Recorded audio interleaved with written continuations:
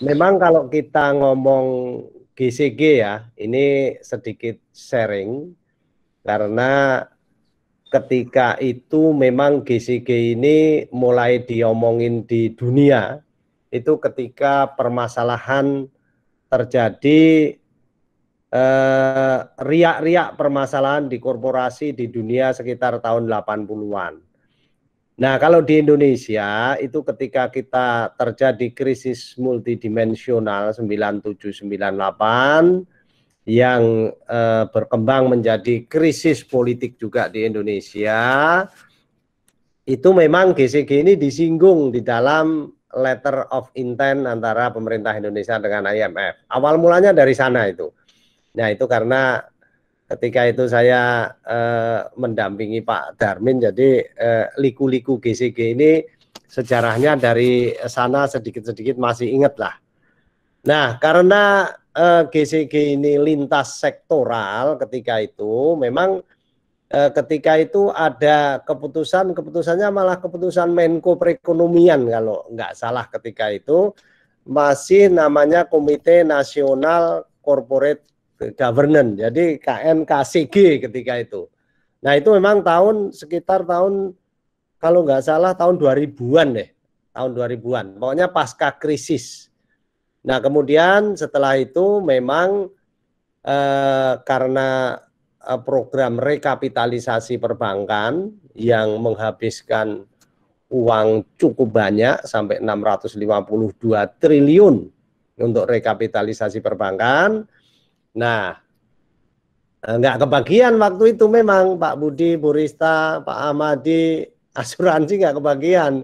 Padahal kita tahu bersama waktu itu memang sudah ada yang batuk-batuk bahkan yang solvensinya kena. Tetapi memang ketika itu yang menjadi prioritas pemerintah sudah ditetapkan di dalam sidang kabinet terbatas tahun 2000, waktu itu tahun 96 dipimpin Pak Harto ketika itu presidennya, memang prioritasnya masih penyelamatan di sektor perbankan, sehingga sampai sekarang ada asuransi yang hiruk pikuk itu kita tidak usah terlalu kaget, dan saya juga tidak boleh terlalu merasa bersalah pengawasannya bagaimana, karena memang itu warisan dalam kolonial, bukan kolonial Belanda tapi udah zaman dulu kala.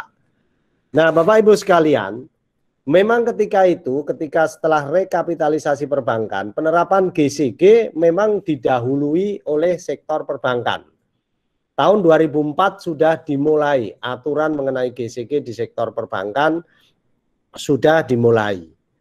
Nah, memang di sektor perasuransian itu memang baru secara legal itu ada PMK, kalau nggak salah tahun 2012-an. Nah, itu terkait dengan GCG baru secara formal harus dipatuhi oleh perusahaan perasuransian. Karena semboyannya Bu Rista itu Pak, better late than never.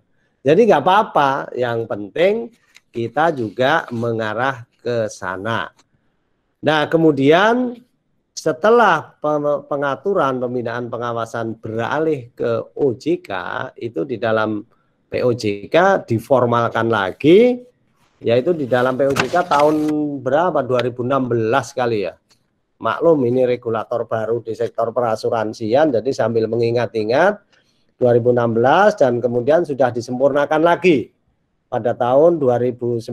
Kalau yang baru masih ingat itu tahun nomor POJK 43 tahun 2019 sebagai penyempurnaan dari POJK yang tahun 2016, kalau nggak salah nomor 73 deh. Nah, Bapak Ibu sekalian yang kami hormati dan kami banggakan, memang GCG itu secara best practice internasional harus mencakup beberapa aspek. Jadi tidak boleh dipilih-pilih yang enak dan yang mudah. Tetapi ada 5 sila yang harus ditaati, yaitu transparansi, ada aspek itu, kemudian accountability, juga ada responsibility, ada independensi, kemudian yang paling susah ini adalah fairness. Nah, fairness ini Bu Rista kalau menjual produk secara non face to face itu nanti kalau ada klaim harus bisa bertindak secara fairness. Pak Butam juga begitu, Pak Butam ya.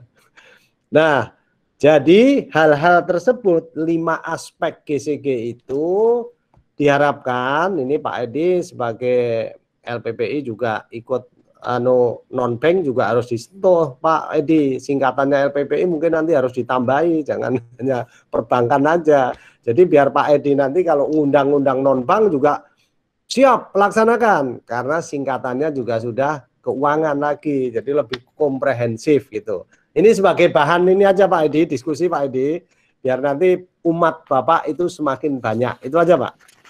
Baik, terima kasih.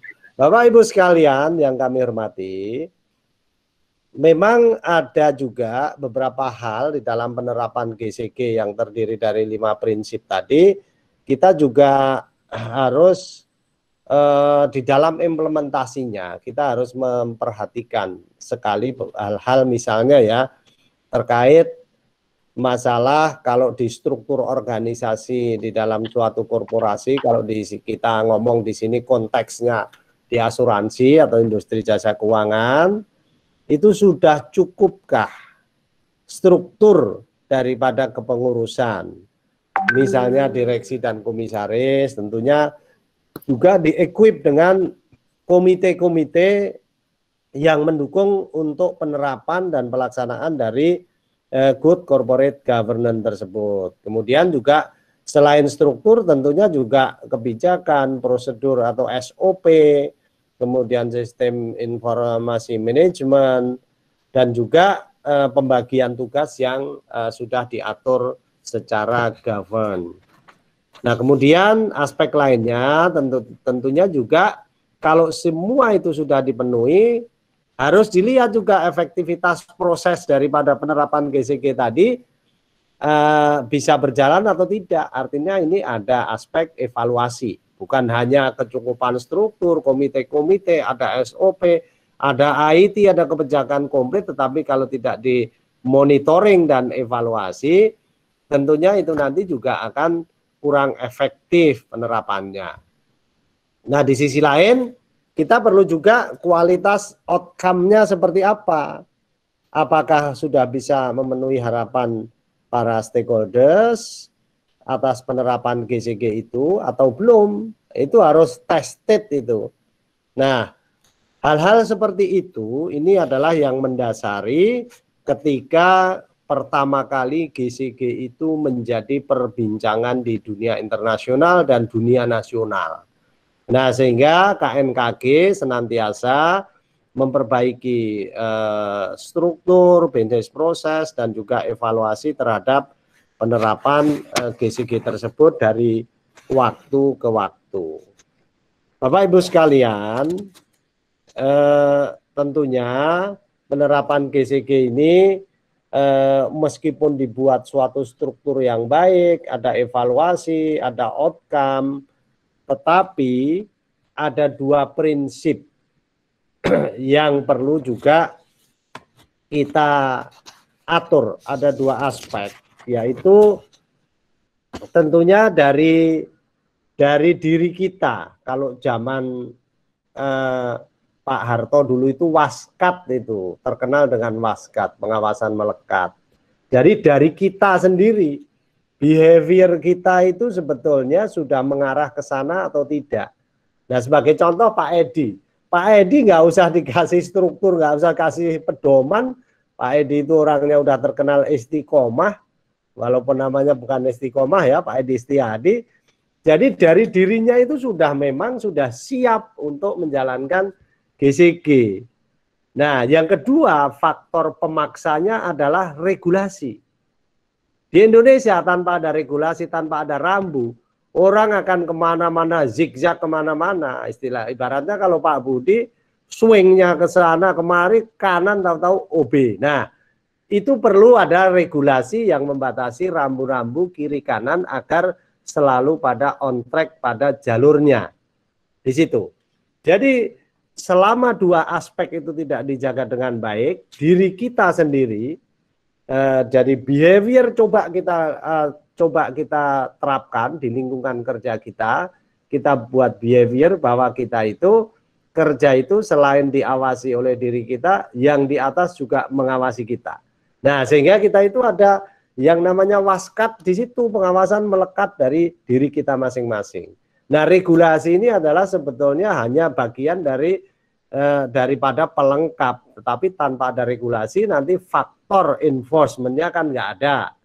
Nah, kalau kita hanya diri kita sendiri, enforcement-nya kan nunggu kita meninggal nanti baru di-enforce. Ya kalau meninggal, kalau nggak meninggal, nah atau meninggalnya lama, enforcement-nya kelamaan, makanya ada regulasi. Regulasi itu perlu buat enforcement, sehingga ketika diri kita melanggar atau lingkungan kita melanggar, ada yang mengingatkan. Gunanya komite-komite susunan tadi, kemudian juga SOP-SOP, itu adalah pedoman bagi kita semua dan lingkungan kita agar GCG itu memang benar-benar bisa diterapkan. Nah, Bapak Ibu sekalian, khususnya para players di industri asuransi, khususnya asuransi jiwa ya, sebetulnya kita jika tidak suka ya mendengar ada perusahaan asuransi yang gagal bayar atau menunda pembayaran atau yang lain-lain. Nah, ini sebetulnya kembali kepada GCG ketika yang namanya premi itu kan pasangannya investasi, bukan premi masuk untuk membayar hari-harian, bayar gaji dan lain-lain untuk likuiditas. Itu udah keluar dari konsep daripada asuransi, apalagi produknya Pak Butam yang didiskusikan kemarin itu, kalau tidak ada pasangan investasi yang baik, menjalankan GCG di dalam proses investasi, kalau itu semua dijalankan, insya Allah nggak ada yang gagal bayar, paling juga nunggu pencairan, nunggu jualannya laku apa, tapi barangnya itu sudah pasti liquid dan ada, underlying-nya jelas. Nah, hal-hal seperti inilah mungkin yang perlu juga ke depan perlu kita lihat bersama-sama dari diri kita. Nah, kalau bahasanya Pak Edi kan ku angfusakum, jagalah dirimu. Nah, itu. Dirimu jaga dulu baru regulasi kita bersama-sama kita tegakkan sehingga tidak ada yang merasa terlalu kejam dihukum dengan regulasi dan terlalu lunak dilakukan pembiaran dengan regulasi dan lain-lain, ke depan insya Allah itu tidak akan terjadi lagi. Begitu kira-kira Pak Edi yang bisa saya sampaikan, moga-moga ke depan teman-teman semua pelaku di industri asuransi dan industri jasa keuangan pada umumnya bisa menerapkan GCG ini dengan baik, dengan niat di hati kita masing-masing dan regulasi juga tentunya. Jangan sampai lah, nanti kalau semuanya sudah nerapin ini nggak ada, sanksi-sanksi itu nggak ada. Nah ini dalam proses menuju ke sana, ya nggak usah kaget kalau ada sanksi, Bu Rista ya. Mohon maaf kalau sampai dapat sanksi. Tujuannya adalah baik semuanya untuk kebaikan kita bersama. Kurang lebihnya mohon maaf Pak Edi, dan saya tidak bisa mengikuti ini sampai selesai, dan sampai ketemu di gelombang yang berbeda dalam situasi yang lebih baik. Tetap sehat dan semangat. Kurang lebihnya mohon maaf. Assalamualaikum warahmatullahi wabarakatuh.